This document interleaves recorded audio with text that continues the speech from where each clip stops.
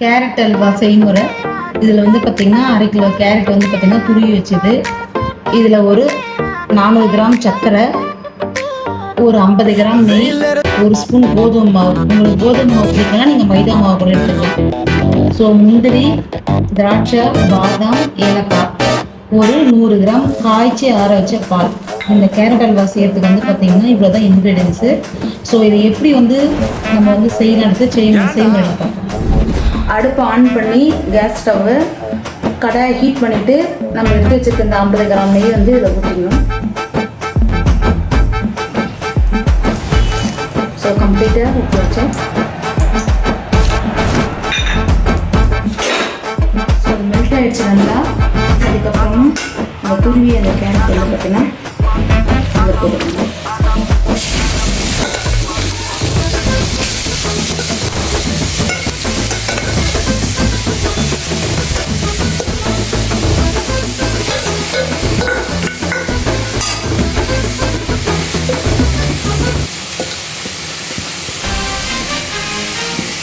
சிம்மில் வச்சுட்டு ஃபுல்லாக சுருளாக வர வரைக்கும் தண்ணி ஊற்றாமல் நம்ம சிம்மில் வச்சுட்டு லைட்டாக வேக வச்சுக்கணும். அடி பிடிக்கக்கூடாது, அதே டைம் வேகாமல் இருக்கக்கூடாது. சுருளாக நல்லா வேகணும். அதை வந்ததுக்கப்புறமா அந்த ஸ்டேஜ் நான் உங்களுக்கு பார்ப்பேன்.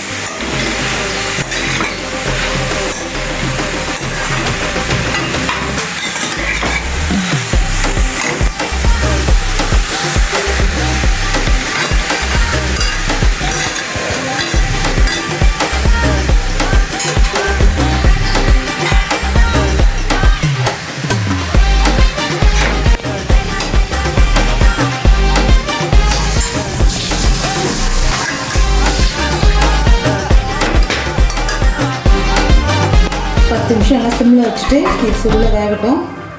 நம்ம வெயிட் பண்ணலாம். 10 மினிட்ஸ் ஆகிடுச்சு நம்ம சிம்மில் வச்சு. ஸோ இது பாருங்கள் கொஞ்சம் நல்லா சுருண்டு வந்துருக்கு.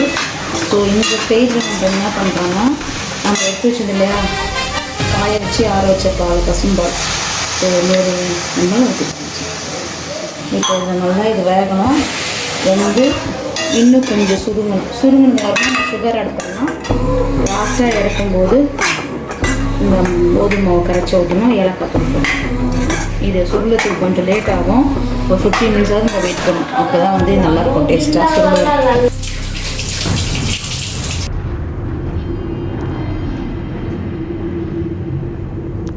பால் ஊற்றினதுக்கப்புறமா ட்ரை ஆயிடுச்சு. நம்ம அடி பிடிக்காத மாதிரி பார்த்துக்கணும். ஸோ இந்த ஸ்டேஜில் வந்து பார்த்தீங்கன்னா சுகர் ஆட் பண்ணிடணும். இந்த பீஸ் இருக்கு அதை 400 கிராம் சுகர் ஆட் பண்ணணும்.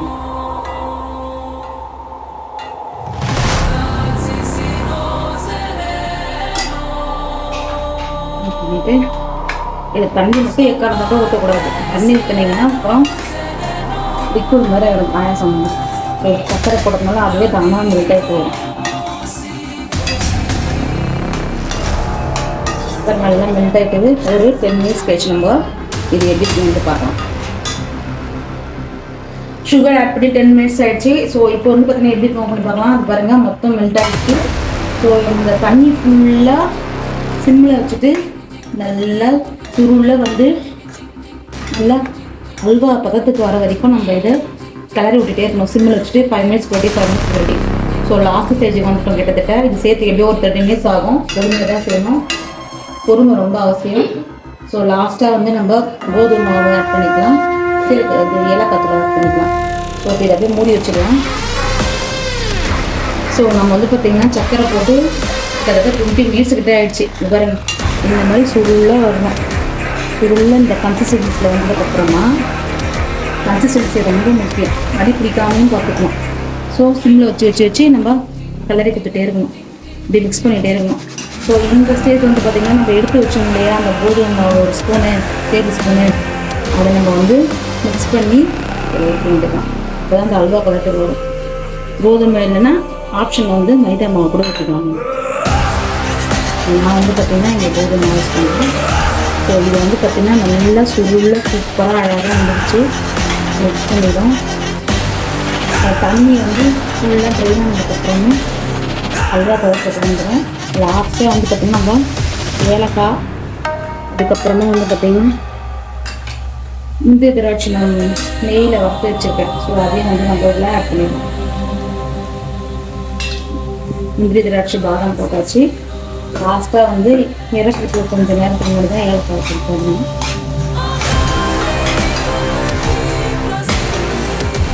சூப்பராக வச்சுருக்கோம். நம்ம ஹோட்டல் ஸ்டைல் வச்சுருக்கோம்.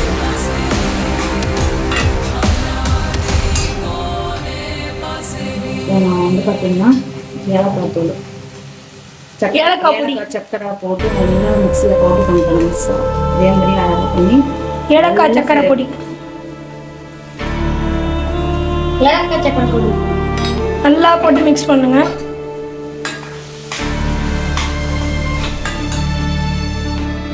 ஃபைனலாக வந்து பார்த்திங்கன்னா நம்மளோட கேரட்டெல்லாம் வந்து சூப்பராக ரெடி ஆகிடுச்சு. ஸோ நம்ம இதை வந்து சர்வ் பண்ண வேண்டியதுதான். இதை சூடாக சாப்பிட்டானா வெதுப்பாக ஆரம்பிச்சு சாப்பிட்லாம், ஆறுனது ஃபுல்லாக சாப்பிட்லாம். இல்லையா வெளியே வச்சிங்கன்னா 2 நாள் வரைக்கும் நல்லாயிருக்கும். ஃப்ரிட்ஜில் வச்சு சாப்பிட்டீங்கன்னா 4 நாள் கூட இருக்கும். இது வந்து நான் செஞ்சது 4 பேர் சாப்பிட்லாம். ஸ்வீட் நிறைய பிடிக்குன்னா 2 பேர் கூட சாப்பிட்லாம்.